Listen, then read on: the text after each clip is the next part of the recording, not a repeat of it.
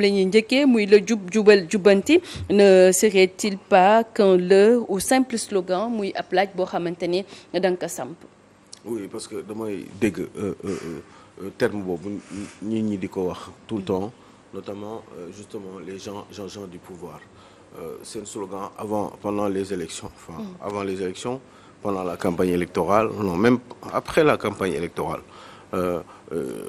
bi ñu gagné élection présidentielle yi ci la ñuy commencé di tudd cette expression là donc jubal jubanti donc finalement à force de l'entendre je me dis mais qu'est-ce que ça veut dire véritablement jubal jubanti bon ki koy wax déjà laa njëkk seet kan mooy ki wax jubal jubanti kooku laay nit bu ko waxee mu ne par exemple nga ñëw ne ma non ci situation ci période jubal jubanti la ñu nekk eh ben li may njëkk def mooy xool la bu dee Cheikh Tidiane Gomis la lu may njëkk def mooy xool ndax à la base Cheikh Tidiane Gomis nit ku jub la waaw d'abord bu ma xoolee dinaa mën a commencer di déglu jubanti parce que pour nga jubanti il faut d'abord nga mën a nga jub d'abord et puis pour nga jubal aussi il faut que jub bu njëkk bi mooy le premier mot muy jub que yow loolu yëpp ma koy gis ci yow di ko xool ci yow di ko gëm ci yow pour que jubal bi ak jubant bi mën a dugg mën a ñëw ma mën kaa nangu. Donc ça fait que effectivement comme j'entends beaucoup de Sénégalais qui en parlent comme je dis notamment ceux du pouvoir chaque fois da ngay dégg jubal jubanti donc je me dis que ni y a quand même quelque chose qui ne va pas parce que lenn kese mooy mën a tax mbir mi boroom xel mën koo nangu mooy yow mi koy wax d'abord ñu gis njub ci yow buñ ko gisee xëy na dinañ mën a yeneen mooy dinañ ko mën a nangu dinañ mën a nangu ni ku jub war ngaa mën a jubal ku jub war ngaa mën a jubanti et donc des fois ça me pose un problème parce que il faut que loolu ngay wax noonu nga koy véhiculer de manière perpétuelle maanaam ñu koy gis ci yow ci sa doxalin avant yow ngay génne terme boobu ñu koy gis ci sa doxalin pendant ngay wax terme boobu et puis ñu am ci yaakaar que ni aussi après loolu sax après boo ko waxee ba pare que ni yow loolu fas yéene nga ko def donc forcément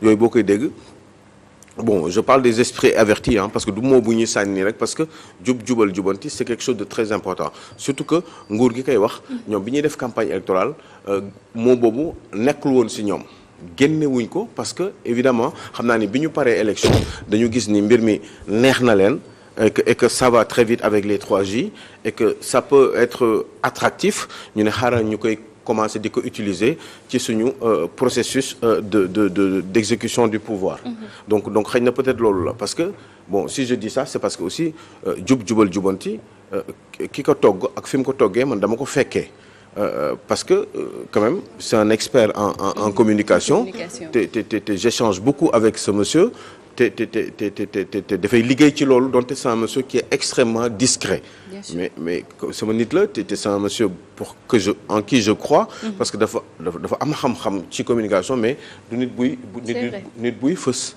donc moom moo mais da lay liggéeyal ci wàllum communication parce que loolu mooy joobam donc te kooku bi mu koy liggéeyal Mame Boye Diao la ko liggéeyaloon pour moom la woon ci campagne élection présidentielle moo tax gis nga ni ci élection présidentielle c'est Mame Boye Diao ki la moo génne woon moo boobu moo slogan yooyu moom la woon moo ko doon wane moom moo ko doon jubal bon maintenant après ngay gis ni bi élection yi jàllee amaana comme Mame Boye Diao peut-être que ni dafa am ay liens yu intrinsèques ak ces gens-là xam nga moo tax mu sànni leen kii bi ne leen utiliser leen ko certainement may naa leen ko parce que loolu kii wu Mame Boye Diao moom moo ko moomoon mais c'est très bien tout ça de le dire parce que ñun ñëpp dañu war a jubal et puis dañu war a jubanti le truc c'est que effectivement des fois ça nous pose un problème parce que encore une fois je parle des esprits avertis parce que man nee naa la bu dee Cheikh Tidiane Gomis moom mooy may véhiculer loolu terme boobu man li may njëkk xool encore une fois mooy est-ce que Cheikh Tidiane Gomis est nit ku jub la parce que bu fekkee ni juboo yow jarul nga may wax li ci topp jarul nga may wax jubal jarul nga may wax jubbanti et donc ça fait que effectivement j'en appelle aux Sénégalais en général ñuy bàyyi xel ci ñiy wax jubal jubbanti képp ku ko wax xoolal ndax kooku d'abord à la base est-ce que c'est un monsieur koo xam ne réputation mooy nit ku jub la d'abord il faut en être persuadé pour que ngeen mën a gëm ni kooku dina mën a jubal te dina mën a mais Alioune foofu dama am benn question on a parlé de la comment dirais-je de la patrie avant le parti et on parlait de jub jubal jubanti mais ces slogans là est-ce qu'on veille à son application effectivement. Moi je pense que ni bon c'est un moyen de et à l'applicabilité d'ailleurs. Justement mais bon. Si l'applicabilité pose problème est-ce que application bi dina mën a nekk. non problème mu njëkk bi xam nga mooy déjà loolu à la base yow bi ngay wut nguur yow loolu kiiwuloo ko du loolu jógewul ci yow. bokkul woon ci sa leitmotiv premier bu lay permettre nga mën a communiquer ak ñi la war a ñi nga bëgg ñu fal la pour que effectivement nga mën a yegg ci objectif boobu maanaam nga falu mën a def loolu nga wax noonu maanaam jubal ak jubanti. donc il faut que loolu mu leer loolu ça s'est fait après. Le parti au pouvoir n'a pas créé le jubal jubanti. Ils l'ont emprunté wala ils l'ont repris ci beneen candidat boo xam ne effectivement comme je le dis bon biñ koy def man fekkee naa parce que bien sûr du lépp la ñuy wax effectivement à part la télé am na yeneen yoo xam ne slogan bu baax la non c'est un bon slogan à la base non le monsieur qui a créé ça est un monsieur je vous dis man du ma ànd ak ku cuune c'est un monsieur qui est bon et moom moo ko créé sauf que nit ki moom du nitu public. C'est pas un homme public c'est un expert en communication. moom moo ko créé. waa léegi kooku lan la ci xanaa dama bëgg a ci. non bi mu koy créé daf ko créé koo xam ne daf ko liggéeyal pour mu fay ko. noonu la de mooy joobam. c'était pour Mame Boye Diao. moom la ko joxoon. waaw kay. léegi nag Mame Boye Diao jëlu ko. non jël na ko parce que ci campagne électorale bi loolu doon véhiculé Mame Boye Diao. Mame Boye Diao. même ci otoom yeeg yëpp. waaw d'accord léegi nag ñii kii maanaam. ñoom Sonko ak ñoom Diomaye ñu ñëw falu gars yi jël ko donc gis nga à la base. waaw mais mën nañ ko bañ a fokkati sax parce que xam nga ni. waaw mais dafa baax rek.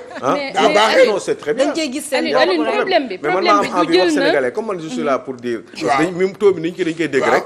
il faut que ñu xam ni am na ñoo xam ne ñoo làqatu woon ci benn benn ay bureau. di réfléchir ci ay slogan. Mame Boye Diao kaas na ko. non mënu koo kaas parce que moo tax bi ma ko déggee man xam naa ni sa foofu la gën a fësee sax ni am na ay lëkkaloo yoo xam ne amoon na ak ñeneen ñi. mais boobu feeñagul woon. yow loolu nga bëgg a feeñal yow mooy Mame Boye Diao dafa amoon connexion ak ñoom Sonko. mais loolu moo tax ñiy ñeme jël affaire bi parce que lu ñuy waxtaanee la. waaw d'accord da ngeen dégg ko mu génn wax si. non di wax waaye man dinaa ko wax parce que. parce que man sénégalais ñoo ma tax a jóg te dama leen di expliquer. fond bi sax mais Alioune man xam la laa jàpp instant bi que ñoom gis nañ ne lii baax na ñu jël ko. waaw d'accord man jàpp naa ne lu baax la. parce que tamit bu dee andi nga lu baax na. mais comme ni ñuy wax rek c'est veiller à son application. loolu kese la. nañ ko appliquer je suis d'accord avec toi. voilà nañ ko appliquer rek waaw. mais application bi nag des fois daf may poser un problème. parce que nee naa la yow mi koy wax yow. est-ce que yow mel nga noonu. parce que man loolu laa lay njëkk xoolee. xam nga jox naa exemple ci Cheikh Diagne Gomis ba may waxu jub Cheikh Diagne Gomis ba may waxu jubal ak jubanti li may njëkk xool mooy yow est-ce que jub nga. waaw en tout cas 3 mots la yoo xamante ni wax dëgg du ay caaxaan de. non il faut ma xool. jubal léegi man pour nga mën a jubal yow pour ma gëm ni yow mën nga jubal il faut ma xool ndax jub nga d'abord. pour nga mën a jubanti il faut ma xool ndax yow jub nga d'abord. mais peut-être ñu ngi si lancé parce que en fait locomotive jubal jubanti. locomotive bi. mooy c'est comme un train. bu jiitu locomotive mooy li nga xam ne moom mooy jiitu. wagon yi topp si ginnaaw. alors liy jiitu c'est la locomotive. locomotive boobu nag moom mooy jub. parce que moom mooy jiital mbir mi. léegi nag man yooyu su fekkee ni nit ki mun na nekk ku nekk Diomaye xëy na jub na.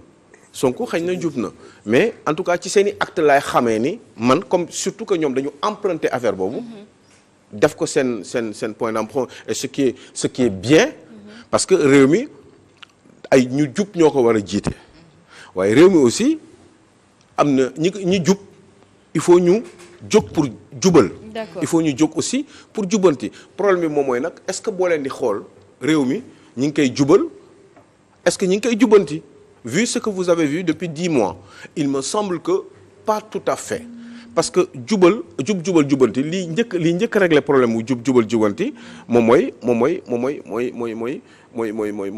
d'abord l'exemple par le haut est-ce que lépp luy dox tey ji nii au sommet de l'État ànd na ak jub est-ce que gëm ngeen ni mën ngeen wax ni Barthélémy Dias dàq dañ koy xoxatal nguuru Macky Sall da koy xoxatal pour dàq ko ci mairie bi nga ñëw jël nguur am problème ak nit ki nga def le contraire parce que man bu may défendre yow Cheikh Diane Gomis démb li nga dara ci yow ak situation bu ni mu munti demee sama diggante ak yow bu ma si naree waxaat wala bu dara xewee je répéterai la même chose parce que bi ma koy wax sa njëlbeen dama ko gëmoon conscience donc ça veut dire que ni loolu yëpp ci ay xeetu jub la parce que nit ki mooy mel noonu melokaanam la li sëñ Abdoulaye daan wax waxinu daaw dafa war di méngoo ak jëfinu ren et des fois ñooñee nag ñoo am comportement yi donc ça fait que ni effectivement je pourrais avoir des doutes par rapport ak jub parce que j'aurais comme l'impression que ni en politique pour nga réussir si waroo jub gëm naa ni man quelqu'un comme que je ne connais pas que j'ai jamais vu que Thierno Alassane Sall acte bi mu mës a posé moom le concernant en premier parce que dafa am ay responsabilités dans une structure nationale de l'État mu ne woon 15 millions 17 millions dafa cher dafa bari ci salaire bi mu nekkee ARTP mu wàññi salaire mu ne man dama koy commencer ci man salaire yi dañ koy wàññi mu commencer ko ci moom jusqu'à 5 millions tey ñi nga xam ne dañu bëgg jub ci réew mi dañu xalaat ni dañoo jub wala bëgg jubal ak bëgg jubanti ñu jël nguur ñooñu ce sont les mêmes salaires te dinaa ci ñëw suba ce sont les mêmes salaires qu'ils ont au Sénégal nous avons des DG de société qui gagnent plus de 15 millions de francs CFA par mois. gis nañ fi révélation wu Molaye. man lii laay wax de. man li may wax nii nag lu leer la du dañ. léegi est-ce que gëm ngeen ni dans un pays bu doy waar bu toll ci niveau bi dëkk boobu war nañu am ay salaire u 15 millions. Est-ce que war nañu dawal ay 8-8. Est-ce que war nañu am ay bons d'essence ay carburant ay 4000 litres ay kilifa di am 4000 litres bon essence par mois. ci yow impôt yi ngay fay. man su may dem di jënd essence 1 litre bu nekk 1000 francs la 1000 francs yi 600 francs CFA yi ci trésor bi lay jëm en fait borom essence bi 300 rek lay am. D'accord. 600 yëpp day dellu ci trésor te trésor boobu ñoom ci la ñuy dundee ci la ñuy amee ay 4x4 ci la ñuy amee ay salaire ci la ñuy def voyager ci la ñuy toppatoo avion présidentiel bi ci la ñuy toppatoo seen bopp ci la ñuy dugal ci ay kër di toppatoo kër gi di fay courant kër gi ñun ñoo leen koy fayal. Est-ce que xalaat ngeen ni loolu c'est normal dans un pays pauvre ñu wax noonu un pays à revenu intermédiaire war a avancer ñu war ko lijjanti war a wàññi le train de vie de l'État loolu ñun defuñu ko. D'accord. Est-ce que kooku mën ngeen wax ni nit ku jub la par l'exemple est-ce que mën nga am njort même boo ko xamul ni kii nii acte yi muy posé xam nga nee naa la Thierno Alassane Sall xawuma ko waaye jëfin boobu mu defoon ba léegi nii tout le temps élection bu amee kenn du ko voter donc est-ce que c'est parce que sénégalais yi jubuñu jóguñu pour jubal jóguñu pour jubanti slogan kese lañ koy teg noonu parce que li tax ñu leen di voter parce que am na nit ñoo xam ne kenn du leen voter Sénégal man dama gëm ni juge Dème c'est un homme d'éthique et de morale nee na man lii justice bi doxee ni ànduma ci damay bàyyi bu ko neexoon mu toog croiser les bras def comme ay moromam. Et l'on se rappelle de man gëm naa ni ñooñu Cheikh Abdoulaye voilà le vieux Cheikh mooy waajur bu góoru Cheikh Bamba Dièye ñooñu mais ñooñu c'est comme si ñooñu du ñu mës a réussir ci politique est-ce que c'est parce que dañu nuroowul ak sénégalais yi Sénégal est-ce que booy wax dëgg même bu fekkee dëgg bu neex la yow teg nga contre ma war nga mën a taxaw yow parce que yow nit ku jub nga te xàmmee nga luy dëgg nga jóg taxaw yow nga ne ma yow li nga wax dëgg la mais tey nit boo ko contré gisoo li mu wax ndax dëgg la li ngay gis rek mooy mbañeel bi nga am ci moom parce que àndul ak yow jikko yooyu il faut ñu dindi ko parce que jikko yooyu dafa ànd ak njub. D'accord waaye waa ASER yi ñu ngi leen di gis ñu ngi teg benn ay jéego ñu ngi taal ay lampes au fin fond du Sénégal bu fekkee ne yaa ngi doon laaj kii xam naa peut-être ñoom ñu ngi commencer di teg ay jéego ci projet ASER boobee. waaw il faut teg ay jéego. comme yeneen gouvernement précédent yi ni ñu ko tegee. ASER bu baaxul woon ku ñëwoon remplacer ñi ko fi tegoon. da nga koy dindi c'est parce que ASER était bon. sauf que man ASER boobu démb dama doon wax baax na. bi gars yi di wax ni Macky Sall deful dara. man dama doon wax ni Macky Sall. Pratiquement 80% Sénégal yëpp commencé na di am électricité. D'accord ce qui n'était pas le cas avant. ASER boobu suñu koom lay jël di ko def ci biir réew mi loolee nag doon ab porox ndoolu pour ñun ñu waxtaanee économie sénégalaise maanaam di suñu koom réew alors ndax dafa nekk ci situation bu jéggi dayo waaw situation bi mooy l'économie sénégalaise est-elle dans une situation exécrable. Exécrable, ce mot-là je l'ai emprunté de chez Biram nu mu tudd. Biram Souleye Diop. parce que femmes Thiès yi les femmes patriotes dañ daje woon invité ko. moom le ministre pétrole mine et cetera. non waaw yooyu. donc bu ñu ko invité ci biir waxam dama dégg mu ne. L'économie sénégalaise est dans une situation exécrable. Est-ce que gëm ngeen ni l'économie sénégalaise est dans une situation exécrable xam ngeen lu exécrable mooy lii bonul kese dafa jéggi dayoo ci mbon. L'économie sénégalaise pour man les Sénégalais ont des difficultés de vie quotidienne. Mais une économie exécrable xawma peut-être en Éthiopie il y a 40 ans. Exécrable mooy jéggi na mooy gravité bi extrême la dafa doy waar. C'est presque il a répété la même chose un pays qui est en ruine expression qui avait été dite par son premier ministre Ousmane Sonko. yow exécrable boobu ngay wax yow ñun ni ñuy dundee nii neex na ni ñu dundee nii méttiwul dëkk bi nu mu mel nii méttiwul. non dëkk bi day metti te day mettiwaat dans 10 ans. non par exemple yow li nga wax laa dama ne moom nee na Birame Souleye Diop nee na dégg nga kii pays exécrable. l'économie. dans une situation. léegi nag xam nga man fan laay nattee économie man seen xam nga waxul technicien yooyu man du ma ko gis. non mais il faut ñu dem xool yi lan mooy exécrable. bu neexee ñu dem ci dictionnaire. waaw d'accord exécrable moom mooy lu bon. non du lu bon. moom mooy lu garaaw. mauvaise mooy lu bon. waaw exécrable mooy jéggi na dayoo. waaw d'accord waaw mais parce que c'est une économie à terre. waaw léegi damay jël terme boobu yow sa terme boobu jéggi dayoo boobu. am na ñoo xam ne au nom de Dieu la population Sénégal. je suis d'accord Sénégal dégg nga 80% des gens ñu ngi vivre ay moments yu difficile bu ñu ndekkee du ñu añ bu ñu añee du ñu reer am na ñoo xam ne mais amuñu. samul tax mais non c'est bu ma dugal fenn dama ne yow li nga wax moom li mu wax man mën naa ko méngale bu ma demee xool Sénégal yi au fin fond du pays gis leen ni ñuy dundee man. aux États-Unis aux États-Unis moi j'ai fait au moins 50 pays ci àdduna man amul dëkk bu ma demul à part xanaa Makka ak Chine mais bu ñuy coow ma dem na je vais vous donner un exemple des États-Unis d'Amérique. États-Unis boo demee dans certaines grandes avenues da ngay gis ay nit ñoo xam ne dañuy sangu dañoo xiif gis naa benn cas ma génn ci benn je vous dis très honnêtement ci benn McDonald's pour pas faire la publicité mais amu fi Sénégal ma génn laa wax affaire bi c'était trop parce que ñoom ay kii hamburger yu mag yooyu la ñuy jël c'était trop xaw ma nu may def ki ma àndal ne ma sànni ko dugal ko ci poubelle bi ma ne ko non mais lii nit bàyyi ma yóbbu ko kër ga après xëy na peut-être mën naa ko lekkaat ak yooyu xam nga parce que lekk ma ci lu bari mu ne ma noo sànni ko dama ko dugal ci poubelle rek benn waay ñëw daw génn jël ko récupérer ko ci biir poubelle bi yéen nii États-Unis laa wax de d'Amérique États-Unis ñëpp bëgg nañ fa dem c'est un pays riche c'est un pays tout ce que vous voulez ñëpp bëgg nañ fa dem tey ku ñu sëqatoon fii léegi nee ko kaay dem États-Unis bàyyi li nga def moom da koy bàyyi dëkk boobu laa gis loolu Cheikh Diagne Gomis déglu ma bu baax Cheikh Diagne Gomis. bu baax maa ngi waaw non loolu moo xew États-Unis. waaw. et pourtant non dama lay wax noonu. kooku noonu. kooku il peut te dire que l'économie notre pays est exécrable kooku laa wax kooku jël affaire bi. mais c'est une minorité foofu. non déglu ma non. c'est une par rapport ak Sénégal. non c'est une minorité dama lay wax loolu. c'est une minorité. non loolu dëgg la loolu mais suñu réew yi. waaw fii nii c'est une majorité je suis d'accord avec. voilà non mais dama la ne xam nga non li may wax lenn la. c'est-à-dire gis nga ce pays là l'économie là. l'économie n'est pas terrible mais c'est pas exécrable boo yeewoo suba teel gis oto yi xam nga lan mooy problème bi.